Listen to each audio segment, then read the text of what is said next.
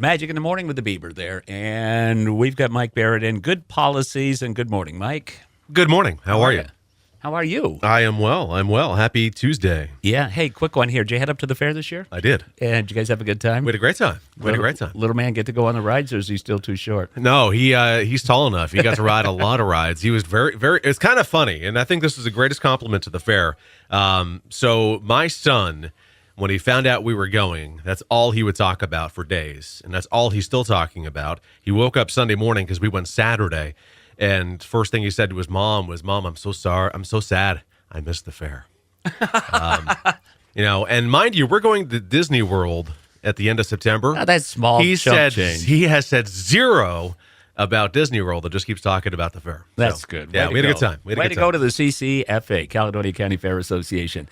All right, let's try something a little bit different here, okay? Kind of like tossing darts. Let's do some quick hits on insurance and good policies. What do you think? I like that idea because there were things that come across my desk that are just little interesting tidbits to think about. So just a couple things I'll throw at you this morning. So let's say you're thinking about getting a new vehicle. You go through the whole process. I think about that all the time. We I all just do. can't afford it. But you go through the process. You're going through the deal making of looking to see if you could afford the payment on the vehicle, and is that the right price? Is that the right vehicle? Is this the one for me? And you go through the whole process. Never forget to look at the insurance impact that you could have too. So my recommendation, because it's free to do, is to call your insurance agent or go to your insurance company and say, look, I know I've got this vehicle now. I'm thinking about getting this one. How will this impact my insurance? And we'll give you the numbers. I recently did that within the last couple of years here. I was blessed to get a really good deal on a Porsche. It was an 87 Porsche 928 S4. Yep. And it was immaculate, okay? Before that, I had a Ford Probe. I was paying $101 a month with my Ford Probe. I had something on my record at the time. It cleared. Then I switched my insurance to the Porsche, and I put full coverage on it. That's a no-brainer, right? Oh, yeah. And it went to $112 a month. Yeah. Okay. And then I got rid of the Porsche, and I have what I call my grandpa getter downstairs, that little Hyundai. And that's down to like $70 a month with full coverage. Wow. Is these the kind of things you're talking about? Yeah, it's important to think about because, there are certain vehicles out there, including new models, that when you go to get them, you might be, the sticker shock may not come from purchasing the vehicle. It could come Right. from insuring it. So always have that conversation. And I'm thankful because we have a lot of clients that will do that because we tell them right from the onset, look, if you're thinking of trading vehicles, let us know. We'll give you the numbers and let you know how it could impact your policy. So that's just a good thing to do if you're not one that does that. I think we touched on this early on when you came on board here, because insurance is a necessity, okay? But it can also be used to help you in the purchasing process. You know what to expect, the money you're going to do. Yeah, Like you talked yeah. about. I mean, you may end up with a lower car payment, but the insurance goes up. I have people who go, man, my car payment's lower than my insurance payment now. I'm like, well, you should have called us before you got the car.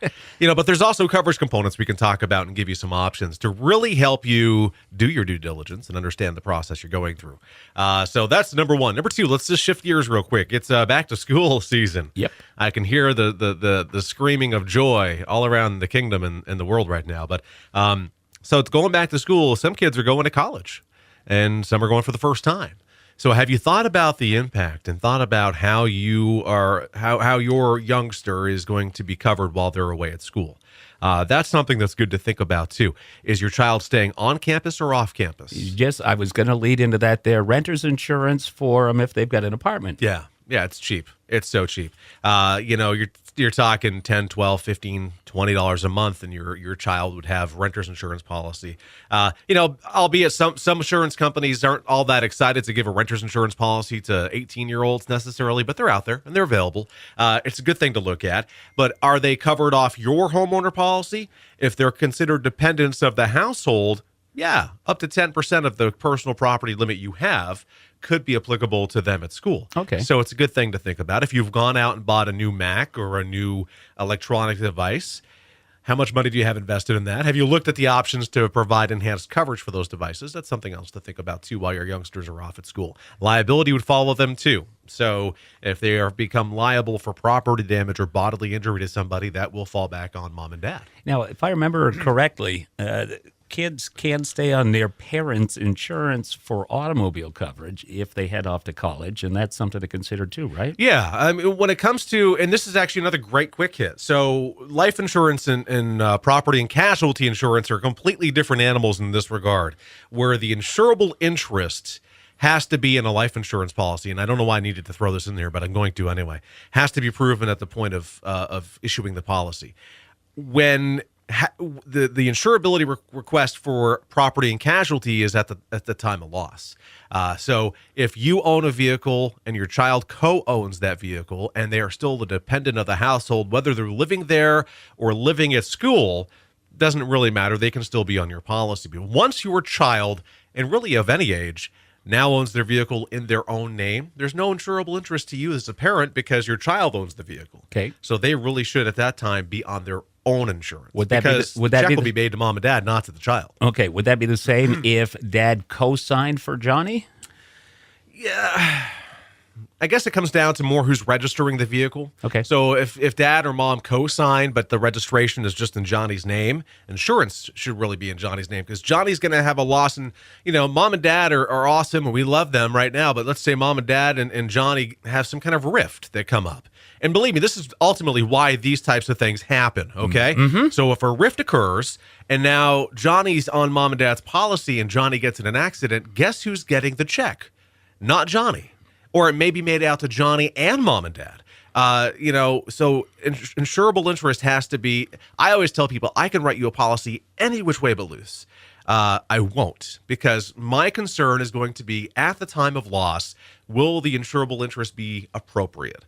And if it's not, we need to look at other options and more appropriate policies for you. Okay. So it's kind of key. I have folks whose children have gone to college, now live on their own. Some are married. Some may have their own children. And for some reason, they're still on mom and dad's policy. It's not supposed to do that. You're really not supposed to do that. Why do people do it? Because they don't tell us otherwise.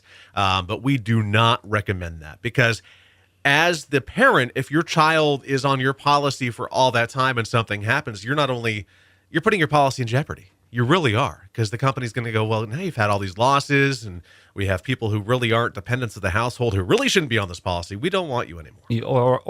And then what is more common, I think, is you become a greater risk, your rates go up. Yeah, exactly. And while mom and dad have driven safely for 30 plus years, juniors decided to go out and drag race. That's not necessarily a good thing. Street racing is still illegal. Okay? So just things to think about there. But, some people think, well, it's just a better idea to keep junior on the policy because it's giving them the best price. Not always. There are ages of your times of your life where insurance becomes cheaper. So once you're licensed for 3 years, that is like your first level of seeing a reduction. Turning 21, some companies will give you a bit of a reduction there. Turning 21 and getting married, boom, big reduction. Or 25, big reduction. Now you're starting to see better pricing and a clean driving record.